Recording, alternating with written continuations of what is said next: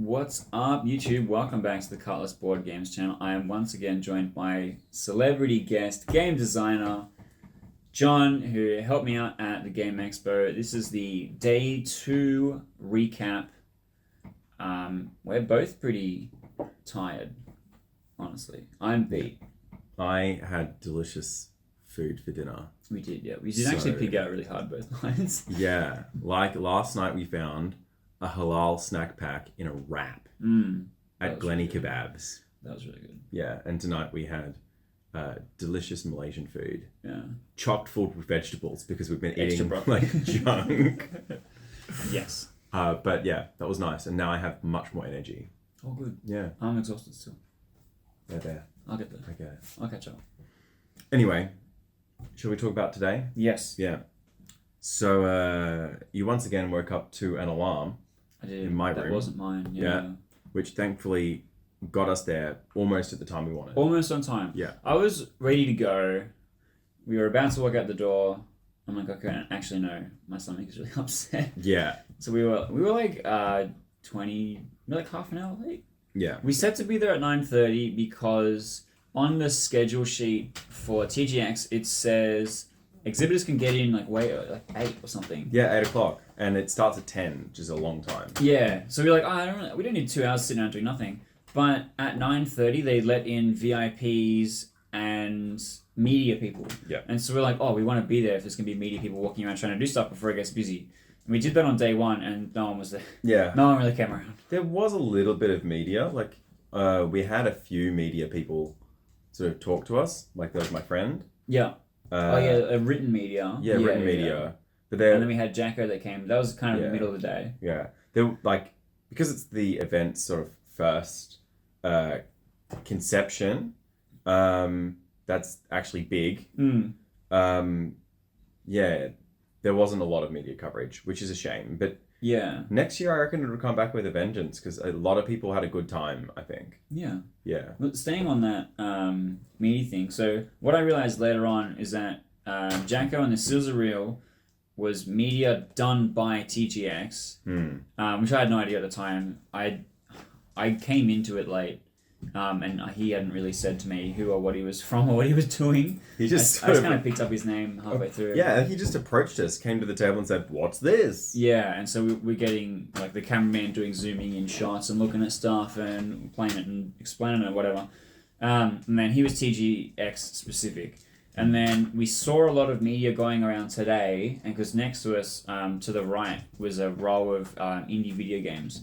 And so there was a lot of media people that came around and did video interviews with those people, and like a big stand-up thing with like the microphone. They had the second lot of people that came around had like their own light stand and stuff, everything. And the whole time I'm like, nothing for when's you. mine? Yeah. When do I get to be, hello, yes, I'm celebrity game designer Keith? Well, we can't all have wonderful people telling us Like, that we're John Hodge on the apparently spotlight. celebrities. You were like all of the sizzle reel. I was in like the last 10 minutes. Yeah. I mean, at least you have a banner that looks like you I do, yeah. in the middle of the con In the middle of the advertising con. your game. Yeah, so people would maybe recognize me. Actually, speaking of which, today I thought I would have some fun. And I set up the game with the host being the character that looks like Keith. And there's You also... kept asking people if I looked like the thing. Yeah, because And it's funny. Everyone was kind of like, yeah, sure. I thought people were like, yeah, I see the resemblance. I'm like, yeah, he's the designer of the game. Yeah. So that was kind of like... Look at him being a self-insert. Yeah, exactly. And then I made the investigator the character that looks like Agatha Christie. Yeah. Agatha Jackson. Yeah, Agatha Jackson. And we kept the murderer as the same because it was going to be too difficult for us to... Yeah, because that's the thing. You do it every day. can change the host, the investigator, and the murderer to be randomly selected, or you can pick it to fit whoever you want. So it kind of tells the story that you want with the characters that you care about. But when you're running demos at a con and you're playing it like 20, 30 times, and you're like, no, I need the people to be the same so I don't get confused constantly. Because a lot of mental load if you're doing it back to back that much. Exactly. So for the game designers out there, if you haven't gone to a con before and run a game, try and make sure you know what setup you want prior so that it's nice and snappy. A nice slice. Yeah. Trying to keep it to 30 minutes on the top end. I was getting to the point where I was feeling like 30 minutes was a bit too much. and I was worried that people were seeing us busy and being like, "Oh, I'm not going to get a chance." Yeah, that's true. So maybe we could have like guaranteed that it was the 3 rounds instead of a 6 rounds thing or whatever. Next time we need a second table. We need people to run a second table. Yeah, we just need one other person. Yeah. So yeah, got one. Probably could have just asked nicely and got one. That's true. Honestly, considering how much space there there was space, and the people next to me went and got a second table. Like anyway, Yeah. it didn't seem like a big deal. True. So Yeah, so if you are planning to go to this con next year, definitely consider asking for a second table. yeah, ask questions. Yeah. Honestly, Yeah, if you, especially on the second day, I think on the second day they're just like whatever. The con is on, whatever the con needs, the con gets. yeah. Well, the volunteers and the organisers, I think, don't have a close line of conversation or whatever. Because when the people next to us fragged when it got their second table on day one, the volunteers like, "What do you need? Do you need anything? Do you need chairs? What do you need? We'll get you anything you want." Yeah. Whereas in the emails of the organisers, it was like chairs are $10 if you want extras beyond the 2 that you get. Yeah. And I'm like, well, my game seat's 4, and I'd like to sit down, so I'll take 2 extra ones. Note to self: we need to ask those people at Fragged, see if they had to pay more for those extra chairs and tables. Also, some of the extra ones they got were like shitty folding chairs. Yeah. And the chairs that we had were like really nice, soft, high-backed ones. Yeah. So maybe it was like you just get shitty folding chairs if you needed extra at the last minute or something like that. That's true, but you're still thankful you got them, because that way we can sit on the shitty we folding could chairs. eat the 5th, honestly. There was a few times I was standing up where I wanted to be sitting down. And another thing today that happened is you kind of let me take charge a lot, just run the game. And some advice for other people if you're trying to run a game. My style is I like to get the players across the premise of the game as quickly as possible and put the stuff in their hands as quickly as possible. And I noticed that like Keith was running a bit low on energy both days. So I was like, if I can just do the first bit, which requires the 90% of the energy, and Keith can swoop in at the end, if I need a break, that's really good. What was really, really helpful, because I have a lot of anxiety about being in a place I'm not familiar with and like people I don't know and stuff like that. What was really, really helpful is people would come and sit down, or John would talk to new people and get them to come and sit down, right? And then he would go through the initial pitch and like all this kind of stuff, do the introduction, introduce himself to the other people, and I'm standing next to them and I've instantly memorized their names. Yeah. Actually, at the end of the day, I went through and like name dropped about 16 people we played games with today because I could still remember their names. It was really impressive. And so when John gets up and goes, "Okay, let's swap," and I get to come in and do like the second 50%, I know everyone's name, I'm pretty across what's been going on, and what I've been doing during that has been watching people walking past, or like at one point I was talking to other people that had stores and stuff nearby. And I'm able to do a low energy activity for the start while John does the high impact bit with all the parts that I in particular struggle with. And then I can come in at the middle, I can easily answer all the questions because I obviously own the game, and I can coach people towards the final part, and then I can do the convert to sale at the end, which I got really good at. It was pretty easy because then it's like, yeah, hey, this is a game. Our plan is to take it to Kickstarter. We have a flyer for you, and if you have a look, this is like the social links, and if you go onto the website, there's a big banner, and then if you go on the big banner, there's a place for you to put your email address, and then you get email when the Kickstarter goes live. And you should do that, and I'm going to put a link in the description for it. And my favourite thing was going, if you like this game, this guy's made more of them, I have others. Go check out the Quest Suppliers, which is literally just like the next stall over behind this weird video game section. So the second con in a row now, the Quest Suppliers, who I work very closely with, has been within like pointing distance. Like I can go like within eye line, I go, that's them over there. Or they're just like over this little bit. And we can direct them, or they can direct people to us. And I think that helped us stay busy. We only had 15 minutes of doing nothing the entire time. Yeah. Honestly. It was pretty intense. And John literally goes to me, he's like, "Do you want me to go and get some people to play?" I'm like, "No, I just want to fucking sit here and do nothing for a second." We were super lucky today. We had like 3 back-to-back games with 2 or 3 people every time, and they were quite engaged. In fact, this guy called Phil played it with some strangers first, liked it so much he came back and brought another person. And Mike from the Kitsunedo so I was kind of patiently waiting all weekend to come in and get a game. Yeah. And so that like he came along and it was really well timed to have someone that was really across board games in general with Mike, Phil who had played before, to help Meredith, his partner, who was going a bit slow, and like also but not pressuring her and stuff like that, and also keeping the game flowing and stuff like that as well. Yeah. So like, I feel like that having moments like that is really cool when you can have players ease the teaching process or ease the demo process through with you. And what was really beautiful is that Phil was someone who really understood the depth of the game. Yeah, he was really starting to pick up on it. He like in the first game, I was like, I'm just gonna let you all know I'm gonna try and smash you, and I did. And then the second game, he was like, I'm on to you. Yeah, and he beat me so well. I was super impressed. We've had few times when people have really dug deep into the bluffing parts.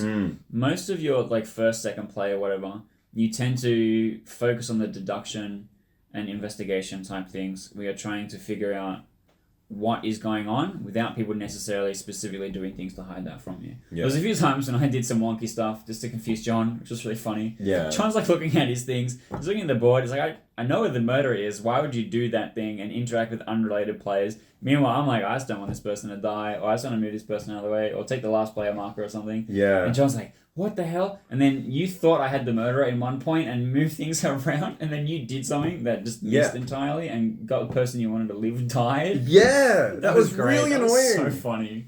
Oh, that's the other thing about this game. You can bluff, and if you're good enough at making people overthink, then you can ruin their strategy, which is exactly what you did. You piece I enjoyed that. of bastard. Yeah. Yeah. So that was good. So we did actually get to play some gameplay beyond here's the light demo version of it, which is nice because a lot of times when you're just kind of showcasing your product, you don't really get to do that. Yeah. And also if you're doing the first half and then I come in for the final half, sometimes I can be like, oh, I've inherited a killing state. I'm just gonna like dominate the game or whatever. Yeah. Which can be kind of cool also. But like also that comes with reading the crowd or doing whatever. Yeah, and then I don't feel so bad that I've crushed them, and they think I'm just the nice guy. Yeah. And then Keith has crushed him, and they're like, "That's obvious. He's the game designer. He knows it. He knows it. Yeah. Yeah, so that was nice. But I had a 2 for 2 when I did the first. It was when we had the 4, and it was you and me and 2 other people. I think. So I got 2 kills of people I needed in the first 2 rounds, and then I entered the game early and lost intentional. That was with Rebecca and Rachel. Yeah. I crushed the first 2 rounds and I threw intentionally, and because Rachel had 3 lives cards, she won. Because I gave her 3 points over the 2 points I had in the previous rounds. Yeah. Which is interesting because that was like basically I chose the outcome of the game. And I chose her to win and I had no idea that was what I was doing. Yeah. It just worked out like that. They were really nice. They had great cosplay. Cool. We had a couple cosplayers actually come and say hi this time around. Yesterday we didn't really see anyone. Because a lot of where we are is in an island in the middle. And a lot of the attractions for people that aren't specifically into board games are on the outsides. So they would do a lap and never really come into the center. So you got to see a lot of cosplayers walk past. Yeah. And there was a lot of people cosplaying stuff like League or Valorant characters that I want to go and get selfies with. But I have to get up from the table, walk all the way around the booth, cross the crowd and go, hey, person I've never met before, can I have a photo of you on my phone? Which is really hard for me to want to do. True.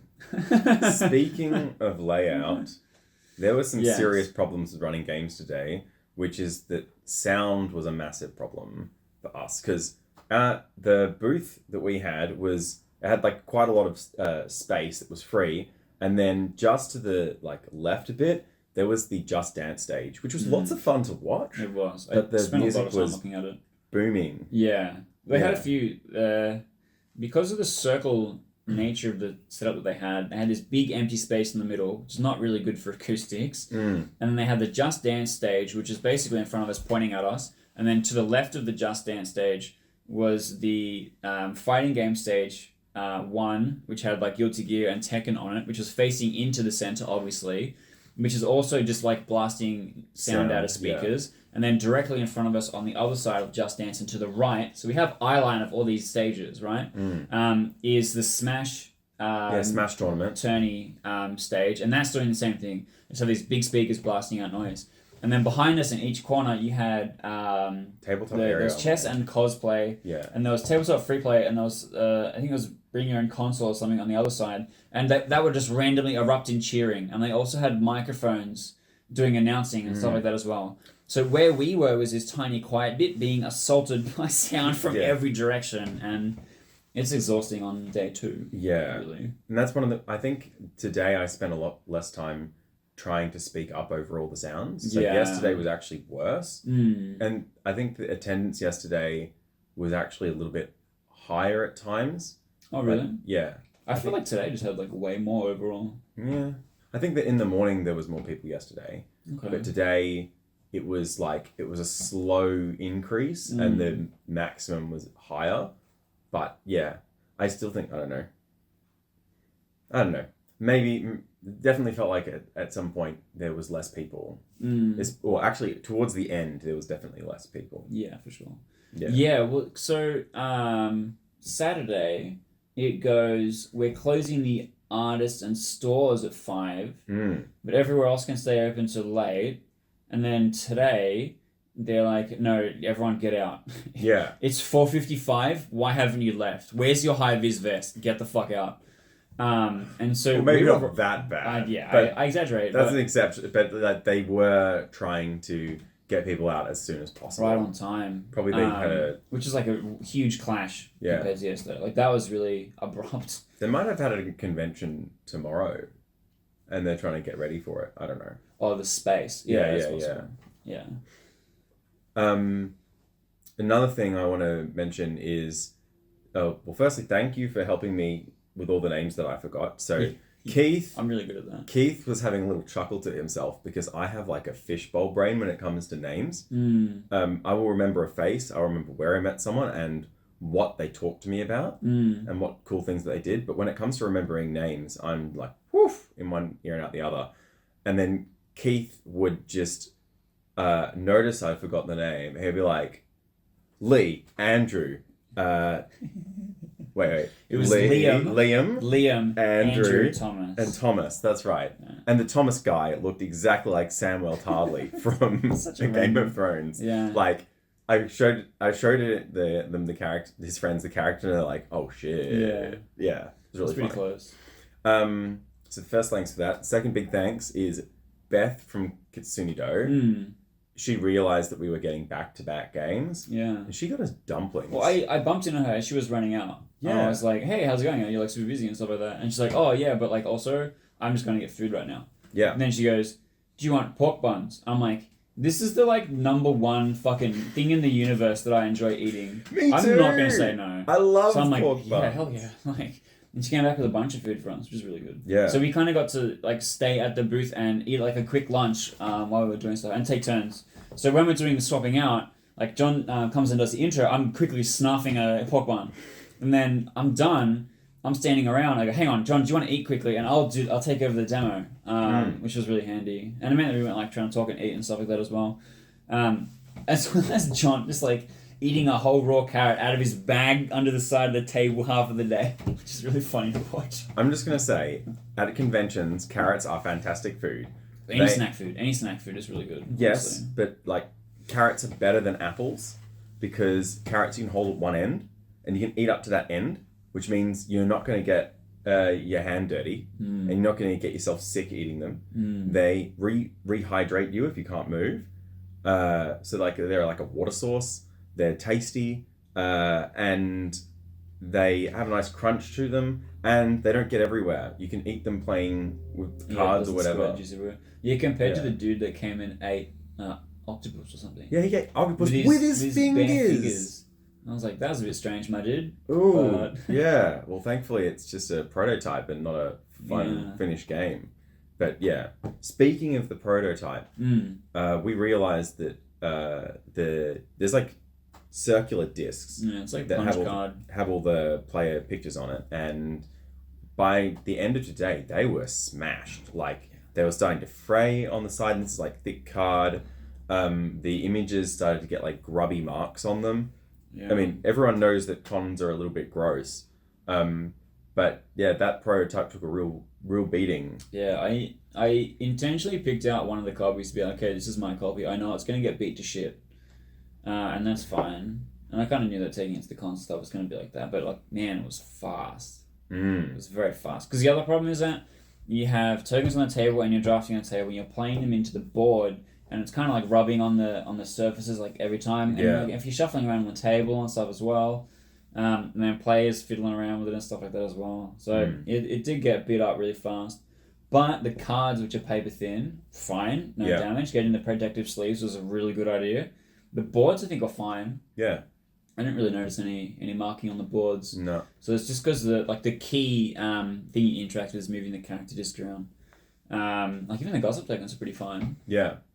But yeah, the character disc got beat to shit. So I don't think it would be that difficult to just replace that. Yeah. It'd be like, hey, can you send me a copy that's got like 4 of this punch card in it or something? To just have like have backups of stuff. That was the biggest thing I was afraid of. Is that the 6 sample copies that I ordered are 5 are for reviewers and 1 is for me to make media content. And the one that I have to make media content is the one that's been beat to shit. But that's fine because it's being played and you can see it being played and stuff like that. And that's like not a big problem for me. But if I have to use the other copies to run demos with, then I'm sending to reviewers copies that have been beat to shit. And that's not good. Yeah. I don't want to do that. You want to send a reviewer a nice... You don't want a brand new game to show up to a reviewer looking like a second-hand game. True. So that's a little stressful. Yeah. And I think, though, what you could do, not for this time, but for the final production, is if the Kickstarter goes really well, you could move it up to, like, plastic chips. Yeah. Like poker chips. And or have some dreams for that kind of stuff. Or There's a lot of wooden quality discs. and updated ones. Like, I want to get thicker cards. I want to get a lot of that kind of stuff done. But yeah, poker chips is the dream. Yeah. The character cards and the poker chips, because that's like much more indestructible. It won't really wear as much. Just kind of that was what the original prototype that I made was with that I took to PAX, and that got beat to shit. I had made 2 versions. I made one version where I just like double-sided tape and stuck the character in the front, and it got beat to shit. I made a second version where I put tape all around the outside, like a laminate kind of a thing. It looks fine today. Nice. So, maybe that's the way to go. Like, if you have a version just for convention, like wrap it in tape, or like bring doubles or extras, all that kind of stuff. Yeah. Because if I'm missing one component, that game's unplayable. Yeah, that's true. Which is kind of a problem. Like, if I'm losing a guest tile, that game's unplayable. If I'm losing a gossip token, I don't give a shit. But if I'm losing a lives or dies card, that game is potentially unplayable. That's true. Other things to consider. The quest suppliers being so close was really good. But they also played the game today, which is really nice. And I think, so this is something you've done really well, Keith. You've created a relationship with your distributor. And then, they're co-publishing and they're also an online retailer and doing distribution stuff. Yeah, so it handles the part of the supply chain that's not me building a product, basically. And what's really good about that is if you can increase your relationship to something like that, where they have that much faith in you, they are willing to help you out with all sorts of areas. Well, they did a lot of stuff. And something you didn't notice, those pull-up banners that we got, I ordered from Officeworks Cranbourne, and Terry went and picked them up for me. Yeah. So I didn't have to go and get them on the plane. Shout out to Terry, that was kind of a huge deal. So that we had a pop-up banner, and they had a pop-up banner that had the quick pitch thing on it, which is really good. And they also read the rules of the game. Well, yeah, they want to go selling through and things. brief it. Yeah. They want to go through and brief it all with me and like do a touch up and stuff like that. Because Terry hadn't played it before, but Chris had, and so Terry was reading the rule books to kind of like get an idea of how to play from just reading it, and then wanted to come and play while I was there, and I could run a demo for him with the nice looking version. And I have some nice photos of him playing the game. That's probably going to be the thumbnail for this video. Yeah. Where that was what we were doing at 4:54 or something. We were so we're like halfway brain through the dead. thing. We're dead. We're also trying to do it, and they're like calling for people to start putting on high-vis vests and shit. And I'm like, probably kind of have to end it here at halfway through. But he did get to see a lot of it going on. We did get to teach him how to play. And he was picking up on a lot of what was going on. He was following what was happening. So it wasn't like he was just breathing it in. Like he was actually participating in it with us. So it wasn't that rushed. We also explained what the end would have been like. And he was excited about the fact that you can have a massacre on the last turn. Yeah. Which was good. Which is good. Yeah. I do think that the game has a really nice... like in the way that a movie has story beats, the game has the lengthy exposition introduction where you learn about all the characters or whatever. And then it has like a tight midpoint that you can feel narrows to a close. As the guests are killed, the number of tiles in your hand reduces, and like the turns get faster and faster. And then on the final round, you've got the final standoff where the murderer could potentially kill 4 people. But by then, usually the investigator has the opportunity to be able to get the murderer, which has like the climactic showdown final scene. Unless a player has been extra smart and they have killed the investigator in the first turn, which happened like a few times today. Yeah. Which was really funny because there was that moment where like, oh yeah, the murderer is going to kill someone. What's happened? And they see the investigator and all their eyes turn to me and they go, what now? Yeah. Because that's one of the other cool things is that the investigator and the host have secondary abilities. So the host gets you the last player token, which gives you a tactical advantage. And the investigator allows you to play it face up to turn another token face up to get more information before you use your room ability. And then you can just kill these characters, so those abilities are removed from the game. So if I'm like really, really interested in controlling where the last player mark is, I can just kill the host. People can't draft the host to take the last player marker. Yeah. And I have a lot more control over like how I'm trying to plan out the turns of the game and stuff like that.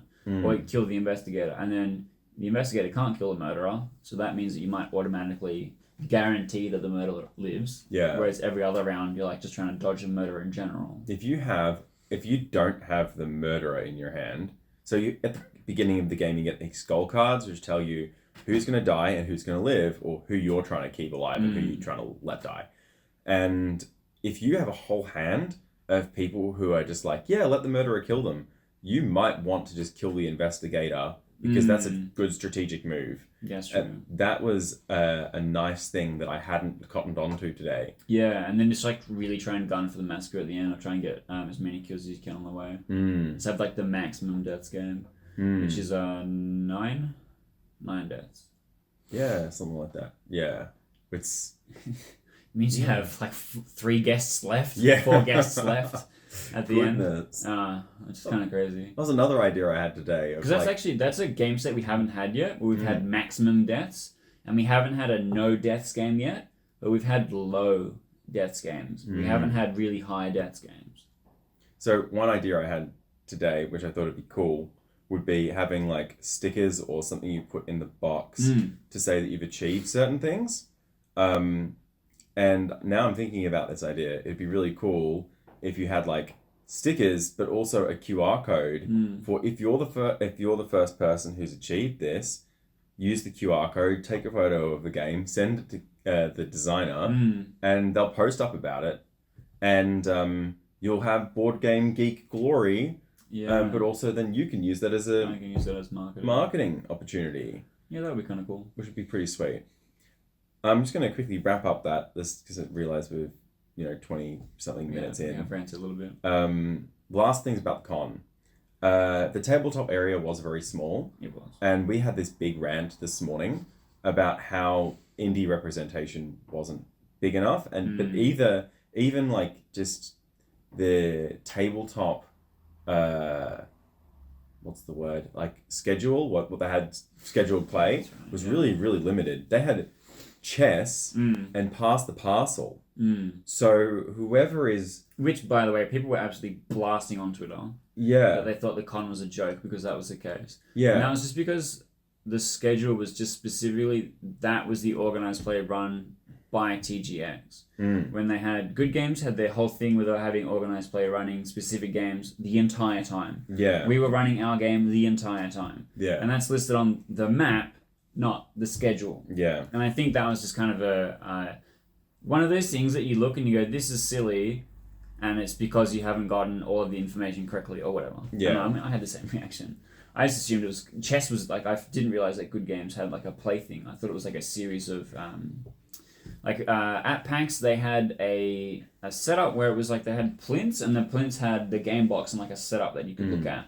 That's why I kind of assumed that they had like a bunch of those. But at this convention, they had like 2 booths behind that were just selling stuff, and then there were another 2 booths there where they'd had the wall taken out, and they had the surrounding it. They put like pictures up advertising the different games, and a fence. They had like a nice little fence. Yeah, and inside they had about 8 tables.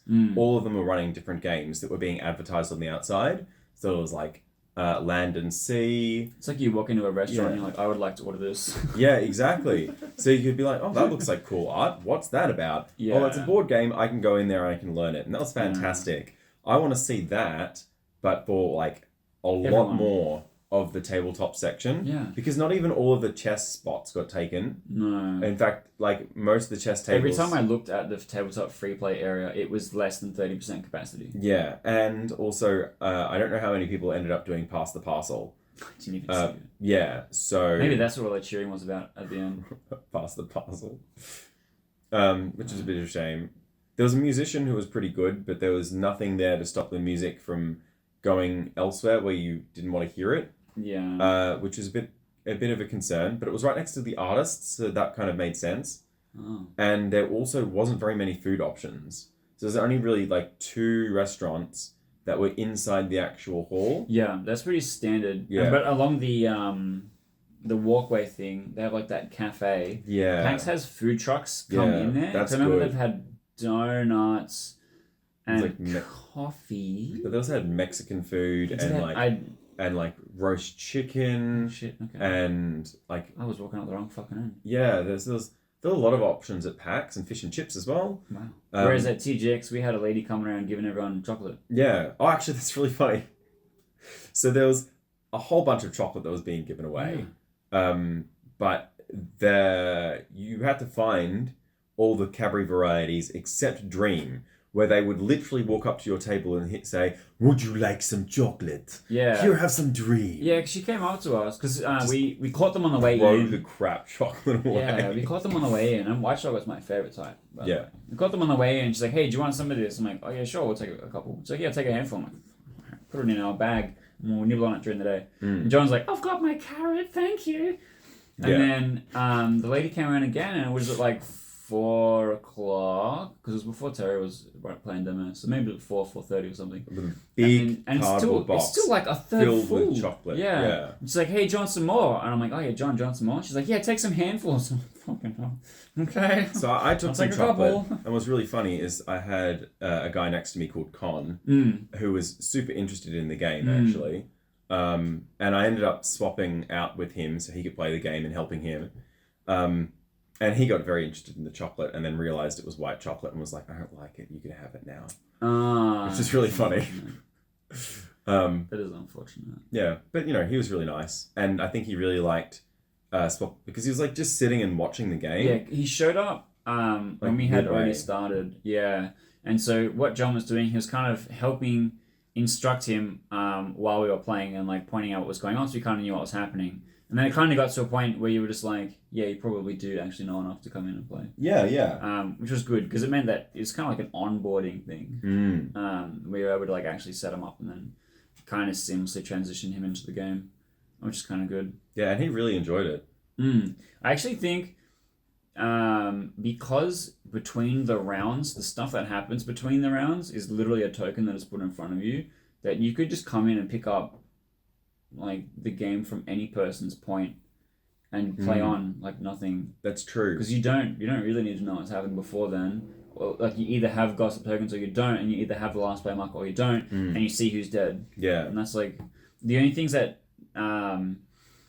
especially at con games, and people don't really get to a point where they can needle out what the other person's goal cards are, then yeah, you can just pick up and put down like really any time. Yeah. Because I did that with you many times, and I was like, all right, we rock and roll. Like, yeah, it's fine. Actually, that was something I realized. So when Keith was running out of energy, because Keith runs out of energy a lot when he has to talk to people too much. Well, I'm an extrovert, and I would run out of energy trying to play the game and remember all the rules. And so this is a good working relationship. So we'd swap, and I'd take a break from the game and just sit there in my happy place, welcoming all the people to talk. Yeah. And then Keith doing the pitch, have you seen Murder Mystery Game? Yeah. Have you seen a murder mystery? Do you like murder mysteries? What about a reverse murder mystery? Yes, it's like this. So that was good. I find it really funny. There's like little kids, when they walk by your game, they go, I think we have that at home. Yeah. And I'm like, oh, really? Like, are you sure? Like, you might be thinking of Cluedo. Oh, no, I think it's that game. It's got murder in the name. And I'm like, oh, yeah. Well, this game doesn't actually exist yet. But if you like the murder game you got at home, you should check this one out. Yeah. And I hand them a flyer. And they're like, oh, okay. Yeah. That was pretty funny. But circling back just quickly. Yeah. The thing about the introvert-extrovert thing, it's something I've been saying for many, many years. And this is Allan, Cheshire, and Harrison. So Allan is pretty introverted, but cosplays an extrovert sometimes. Sorry to sell you out, bro. Because like when he and I hang out one-on-one, he's pretty boisterous and extroverted and stuff like that, but he's still pretty quiet. And Harrison is a big extrovert, dude. He'll talk to anyone. And he doesn't need to know shit about the game. He'll come and like make it look like he knows who's doing and what's going on. And so watching them operate, where Harrison would say hi to people, introduce them, and bring them over to the table where Cheshire's running the game. And then he just go, because as the designer, you go, here is the subroutine I have created to teach you how to play the game, and then does the thing. And Harrison deals with all talking to people you don't know and stuff like that. And that was like literally how we were operating. And I've said for many, many years now that that's like the ideal team, is the designer that's really, really good at building the game, knowing the game back to front, being able to show people how the game works and stuff like that. And then the extrovert guy that can handle all of the social interaction with customers and stuff like that. Well, that's Stephen Medway and Evin. Sorry to sell you guys out. Also, Stephen Medway is the big introvert guy that stresses about the social stuff. And Evin is I could talk to literally every person forever. He's the I'm really happy to see you all the time. Which is really good. And you can see how really well that they work together when they're doing stuff like conventions, because I've seen them running demos and stuff like that all the time. It's the same thing. And being able to give your product the best chance of showing itself well at a convention sometimes might mean you're not the person to do it. I'm shit about town half of the time, honestly. Like at PAX, I took a whole fucking day off. Yeah. I was just there, but I was just networking and doing social stuff, and I had a panel in the evening. I'm like, bro, there's no chance I'm going to be able to get up and do a speech in front of 40, 50 people if I've had a whole day of doing this. There's no shot. And the panel is really important to me. So I'm like, look, I'm just going to fucking have a day. Like, yeah. I think that was another good thing about today. Like, we paced ourselves, despite the fact we were slammed a lot of the day. We were slammed. We paced ourselves. We gave ourselves like 15 minutes just to chill. That was really important. I wouldn't have been able to go through all the games that I did if I hadn't had that 15 minutes. And so, also the flexibility to stop and start when we needed to. I think it was really helpful. Another thing, all those people that you just talked about, if you don't know them, look them up. Hound Keith to put them in the video description. Put links up. Or you should just put links in the video description, because we literally have been talking about and complaining that we're not good enough at communicating each other's successes. So we need to lead by example. That's true. That is true. And just in general, the Australian design community needs to help each other out more. That was one of the things that we actually talked a lot about today, because whether it was a communication issue from TGX or people were too risk averse to want to try it out as like the first time, we just had no showing. And there was so much space that we could have filled up. And did that mean that maybe we had an opportunity to really shine compared to what could have been better competition? Like, sitting next to Drift at PAX is daunting. Because that game is fucking sexy. It's so good. And it's GGP, and it's got all the big men behind it. And I'm just a little guy dirtle around with my little dudes on a map murder mystery thing. You know, like, it can feel intimidating and stuff like that. But when you're hanging out with all the other people and you're friendly and you're chatting and they're helping people like move along booths or like part of our sales flow is introduce the game, get them to play the game. Here's the call to action with the flyer, and then you can have post call to action, which is, hey, have you checked out this next booth? Yeah. Have you met my friend, this person who is at the next booth? Yeah. And then you're directing customer flow as well, because your interaction or whatever is completed, but then you're now helping a friend. Yeah. We did that a lot with Kitsunedo, especially today. Yeah, because they are the other on the other side, and were worth checking out. And one of the things that I've said, I actually mentioned this to you today as well, is as giants, it's our responsibility to make our shoulders available. And so, which is true. You are a giant in stature. I am specifically 6'5", unfortunately. But the original quote is, we got this far because we came on the shoulders of giants. And when you get to a point where you're in the industry and you're doing these things regularly and it becomes easier for you, it's pretty easy to recognize that there's other people that are hobby designers wishing they were you. Yeah. Like, there's a lot of people sitting around wishing that they were doing what I'm doing, and what I'm doing is sitting around doing nothing, just collecting money and then putting that money into building weird murder mystery shit. And I recognize that's a really easy existence. I have a pretty stress-free life, which I am still like really dazed about how insane that is. And so I'm doing what I can, like making blog content like this, being super open about what our experience is, helping people get an idea of what's going on. And I'm not going to sit here and say that I'm a giant, but I feel like in my position, I have opportunities to help other people at least come up to where I am. Like if I'm on space 1 and everyone else is on space 0, I can help people get to space 1. And there's a lot of other people in the industry that have had really good runs and done really great stuff. And we all need to be able to help each other out, and we all need to be able to participate. And maybe it should have been on me to go through the communication of TGX and go, actually, this is really good. People should get on this and be there on the day. Note to self, we will provide TGX with some feedback. Yeah, for sure. Yeah, absolutely. For sure. Speaking of which, I reckon we've said enough today. We can't have. Yeah. We covered a lot of stuff. Yeah. Sorry for taking up 40 minutes of your time. I hope it was exceptionally educational. Zeppy is now asleep, and yeah, I think we'll finish up. That is our day 2 recap of the day 2 convention. It's kind of short, but that was good. I don't think I could handle another day. No, me either. That's good. But yeah, thanks for listening and watching, and yeah, hound him for details.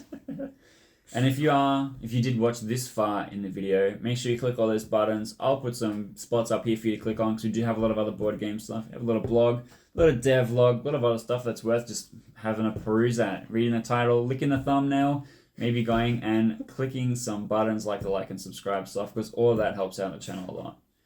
And that's it. Hopefully you'll hear from us at the next convention, or see us there and say hi.